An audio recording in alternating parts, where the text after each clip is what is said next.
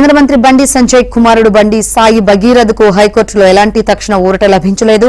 Minor బాలికను లైంగికంగా వేధించినట్లు పేట్ బషీరాబాద్ పోలీసులు నమోదు చేసిన పోక్సో కేసులో అరెస్టు చేయకుండా మధ్యంతర రక్షణ కల్పించడానికి హైకోర్టు నిరాకరించింది. బండి భగీరథ్ దాఖలు చేసిన ముందస్తు బెయిల్ పిటిషన్పై తీర్పు రిజర్వ్ చేస్తున్నామని, ప్రస్తుత దశలో ఎలాంటి మధ్యంతర ఉత్తర్వులు ఇవ్వలేమని తెలిపింది.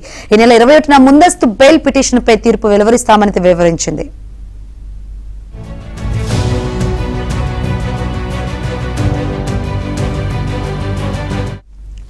కనీసం ముందస్తు బెయిల్ పిటిషన్లో తీర్పు ఇచ్చే వరకు అరెస్టు నుంచి రక్షణ కల్పించాలని, పోలీసులకు అన్ని విధాలా సహకరించేందుకు సిద్దమని భగీరథ్ తరపు సీనియర్ న్యాయవాది ఎస్ నిరంజన్ రెడ్డి చేసిన విజ్ఞప్తిని ధర్మాసనం తోసిపుచ్చింది.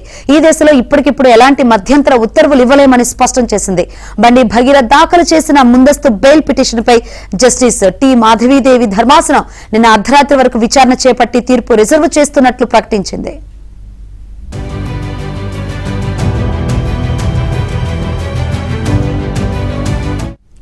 అంతకుముందు పిటిషనర్ భగీరథ్ తరపున సీనియర్ న్యాయవాది YCP MP S Niranjan Reddy వాదనలు కొనసాగించారు.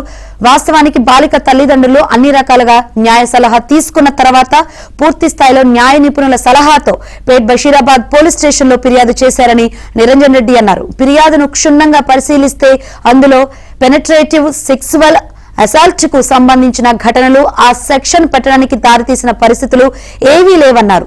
దురుద్దేశంతో పోలీసులు పోక్సోలోని పెనిట్రేటివ్ సెక్సువల్ అసాల్ట్ సెక్షన్ ను కొత్తగా చేర్చారన్నారు.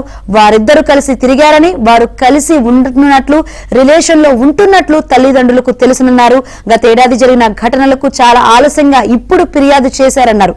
పిటిషనర్ ముందస్తు బెయిల్ కు అర్హుడని అన్నారు.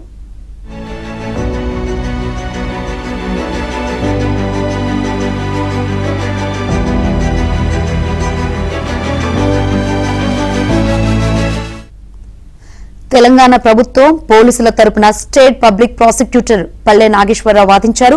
బాధితురాలు మైనర్ కాదని, మేజర్ అన్న వాదనలో వాస్తవం లేదన్నారు. ఆమె పుట్టిన తేదీ ధృవీకరణ, 10వ తరగతి మార్కుల మెమోను సీల్ కవర్లో కోర్టు వారికి అందజేశామన్నారు. దర్యాప్తులో అన్ని విషయాలు తెలుతాయని, ఇంత తీవ్రమైన కేసులో ముందస్తు బెయిల్ అరెస్టు నుంచి రక్షణ ఇవ్వరాదని పల్లె నాగేశ్వరరావు వాదించారు.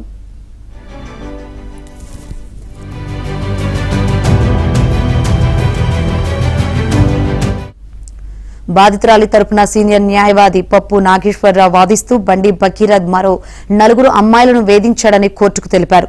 త్వరలో వాళ్లు కూడా బయటకు వస్తారని, కేసును తప్పుదోవ పట్టించేందుకు బండి సంజయ్ తన అధికార బలాన్ని ఉపయోగిస్తున్నారని, సంగప్ప అనే వ్యక్తి ద్వారా మధ్యవర్తిత్వం చేశారన్నారు. జనవరి 1న ఫామ్ హౌస్ లో బాధితురాలు నిద్ర లేచేసరికి ఒంటిపై దుస్తులు లేవని, ఆమెకు పిటిషనర్ మద్యం తాగించాడని, పోక్సో కేసులో ఆలస్యం జరిగిందనే విషయానికి ప్రాధాన్యం లేదన్నారు.